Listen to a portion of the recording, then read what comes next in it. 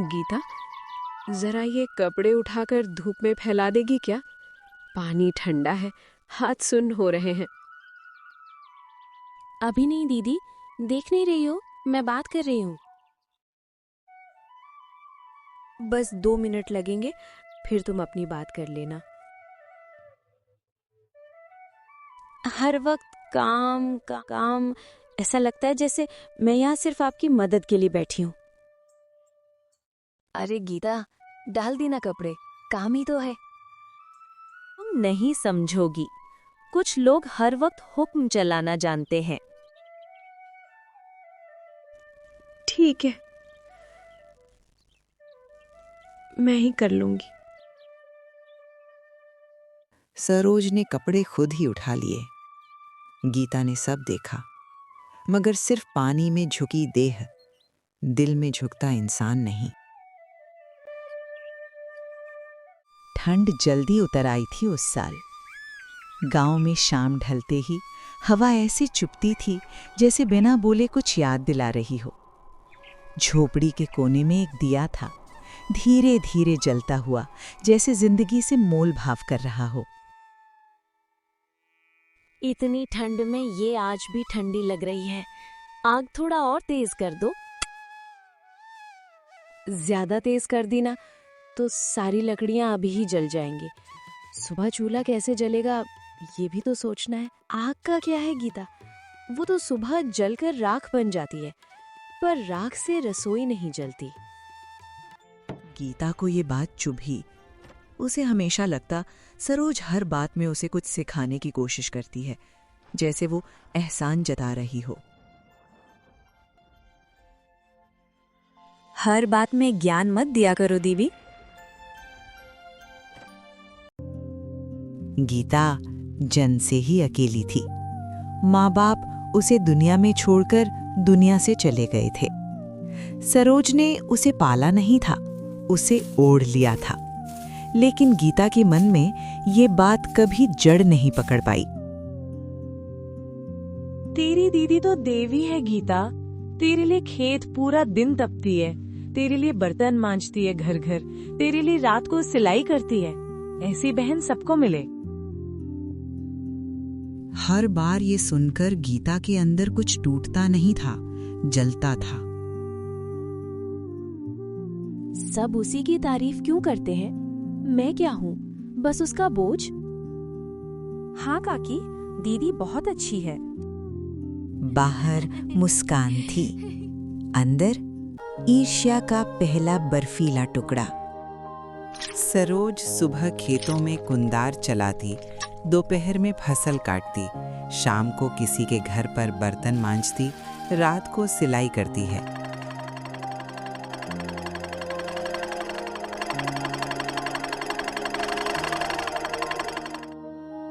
रात को ठंड और बढ़ गई, चारपाई चरमराई। कंबल ठीक से ओढ़ ले, हवा तेज है। आपको लगता है मैं बच्ची हूँ? जब देखो जब सिखाते रहते हो।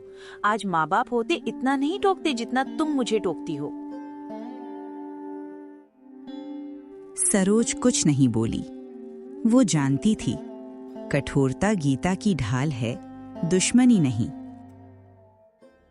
दिया कांपा, हवा अंदर घुसे।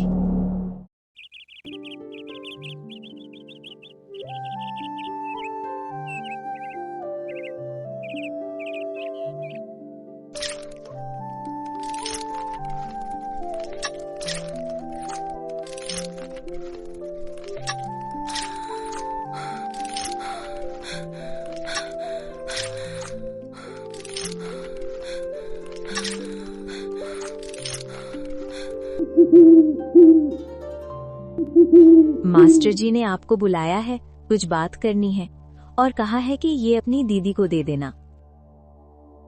क्या कहा? शहर के कॉलेज का फॉर्म। सरोज के चेहरे पर एक पल को डर आया, फिर वही शांत त्याग। बोली, भर दो। पैसे? मैं हूं ना, तू पैसे की चिंता क्यों करती है? कल से 2 घरों में ज्यादा काम कर लूंगी तेरे लिए। यहीं ईर्ष्या ने दूसरा जन्म लिया। हर बार आप ही क्यों महान बनती हैं?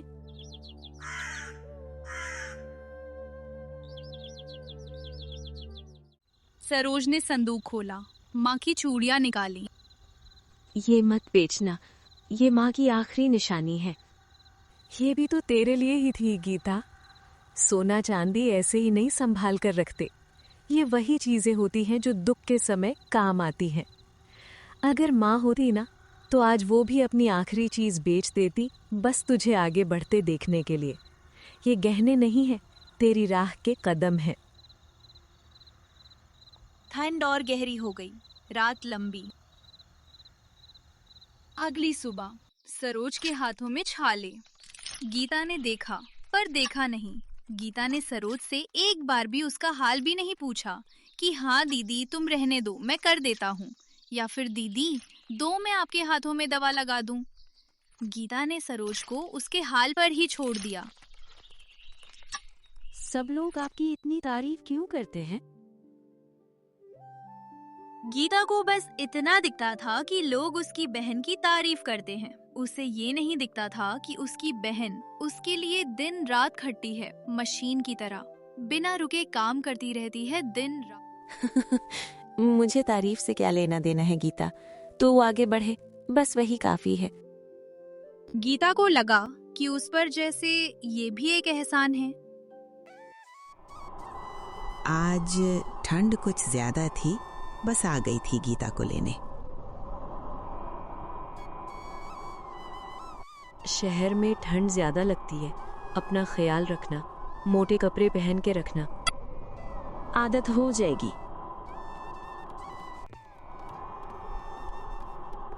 बस चली। सरोज पीछे रह गई। गीता ने मुड़कर पीछे भी नहीं देखा सरोज को। सरोज फिर अकेली रह गई।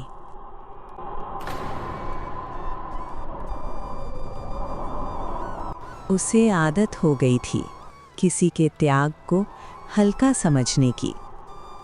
दिया फिर भी जलता रहा, हवा फिर भी आती रही, क्योंकि कर्म को अभी पूरा हिसाब लिखना था। शहर में ठंड अलग तरह की होती है। ये हाथ नहीं काटती, ये दिल को सुनकर देती है। गीता ने पहली रात हॉस्टल के पतले कंबल में करवटें बदलते हुए काटी। यहाँ तो मैं आजाद हूँ, ना ही कोई दीदी की तारीफ करेगा, ना ही दीदी मुझे टोकेंगी। उसे ये आजादी लगी, पर असल में ये अकेलापन था।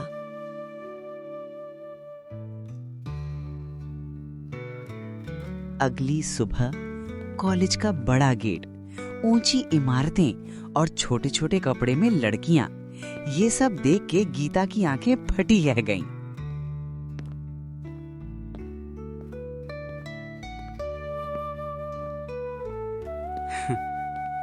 पहली बार घर से दूर आई हो लगता है।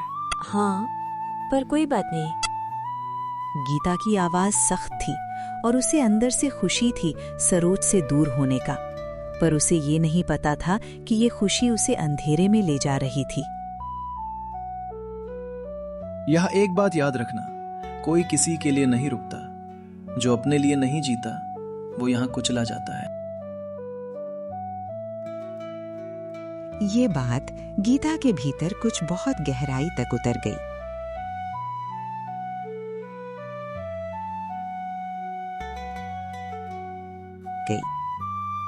पहला महीना बीता, पहली बार मनी ऑर्डर आया। पैसे मिल गए ना?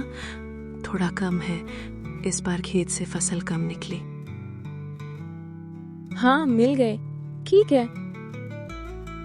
गीता ने फोन रखा और पैसे अलमारी में नहीं, अपने टेबल के ऊपर ही रख दिए। गीता को इस पैसे की कीमत ही नहीं पता थी। असल में तो वो सरोज के खून के पसीने के पैसे थे। उसी शाम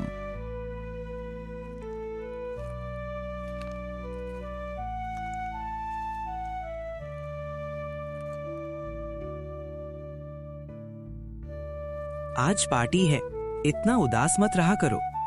जिंदगी एक बार मिलती है, हर वक्त इतना भारी चेहरा लेकर क्यों रहती हो?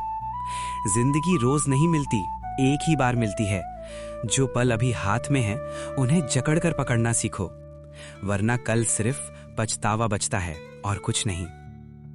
मेरे पास ज्यादा पैसे नहीं हैं। दीदी ने भेजा आज सुबह ही, मगर वो कम है। गांव से आया है क्या? पैसे आए हैं तो खर्च भी करना सीखो। पैसे आए हैं तो सिर्फ गिनने के लिए नहीं होते, उन्हें उड़ाना भी सीखो। यहाँ शहर में इज्जत बचत से नहीं, खर्च से बनती है। गीता को लगा जैसे किसी ने उसके अंदर बैठे गांव को थप्पड़ मार दिया हो।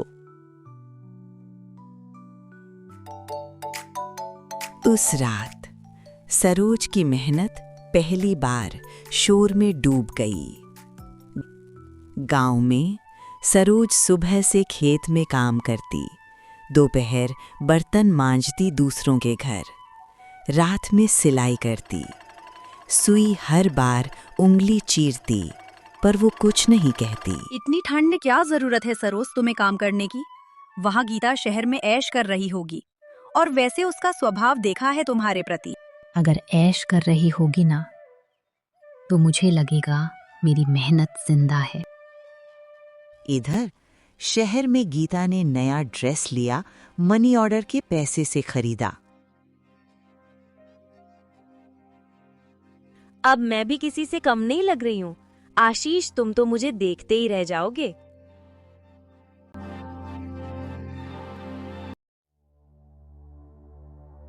पर आईना झूठ नहीं बोलता। उसकी आंखों में अभी भी डर कांप रहा था।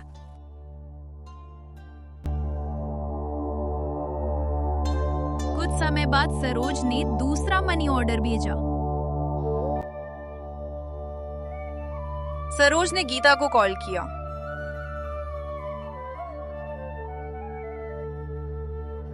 इस बार ज्यादा भेजे हैं, क्योंकि मैंने 2 घरों का काम और पकड़ लिया है। खुद को किया समझती रहती हैं मुझ पर एहसान जताने के लिए। और पैसे पैसे का रौब मुझे मत बताया करो। यहाँ का रहन सहन और खाना पीना सब बहुत अलग है। और क्या गीता?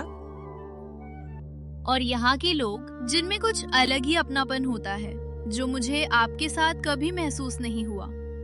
आप तो बस अपना एहसान गिनते रहते हैं पूरे, जो कि मुझे अब नहीं सुना जाता है। फोन के उस पार सरोज चुप हो गई। फोन कट गया। ठंड अचानक बहुत तेज लगने लगी। अगर तेरा हाल चाल पूछना भी तुझे एहसान लगता है तो ठीक है, मैं आज से फोन नहीं करूंगी।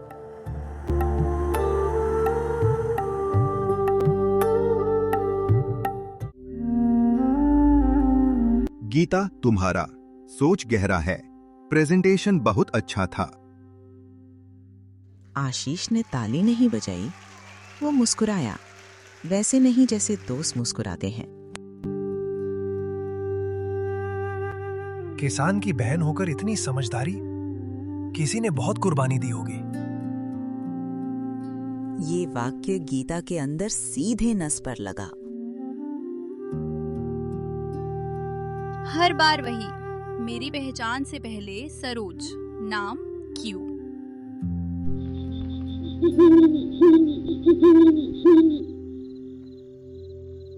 उस रात गीता ने सरोज को फोन नहीं किया।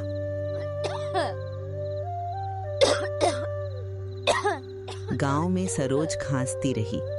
ठंड उसकी छाती में घर बना रही थी। उसकी तबीयत बहुत ज्यादा ही खराब हो चुकी थी। डॉक्टर को दिखाओ सरोज, तुम्हारी तबीयत बहुत ज्यादा ही खराब हो चुकी है।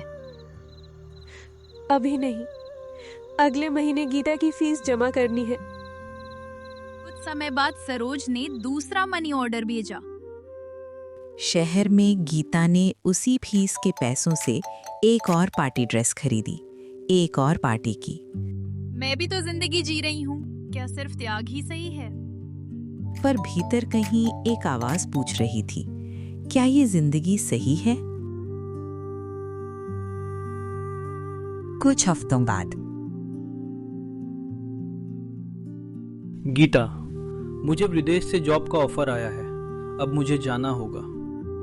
इतनी जल्दी?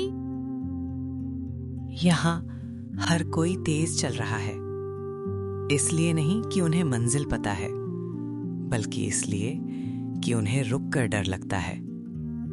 अपने लिए जीना सीखो, मतलब अकेला होना नहीं, मतलब इतना मजबूत होना कि भीड़ में भी तुम टूटो नहीं।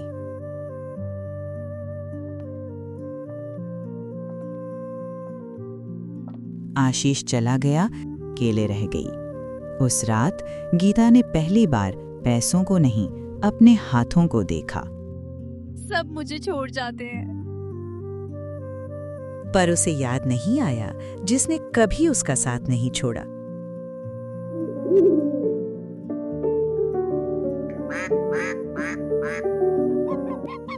गांव में सरोज की हालत अब छुपाई नहीं जा सकती थी।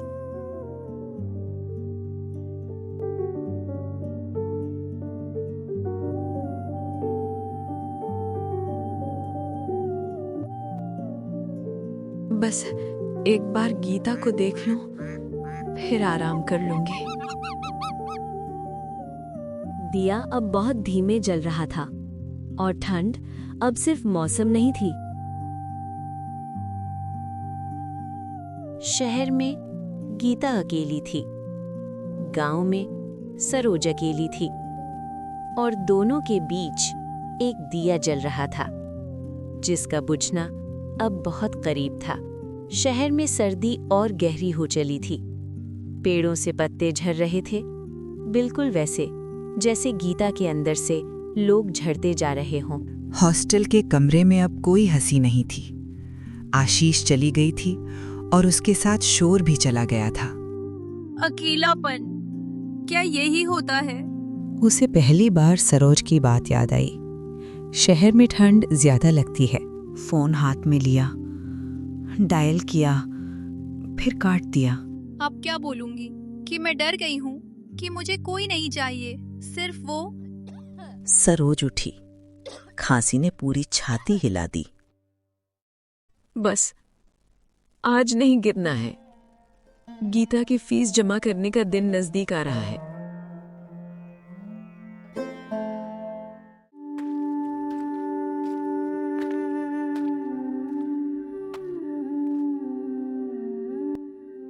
सरोज, ये बीमारी मजाक नहीं है।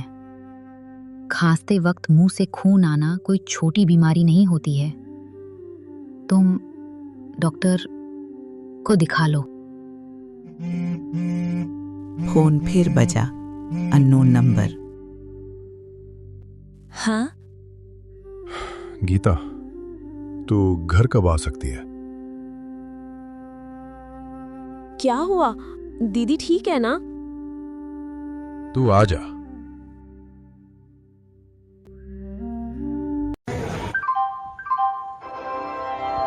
यात्री कृपया। गीता का दिल तेज धड़कने लगा।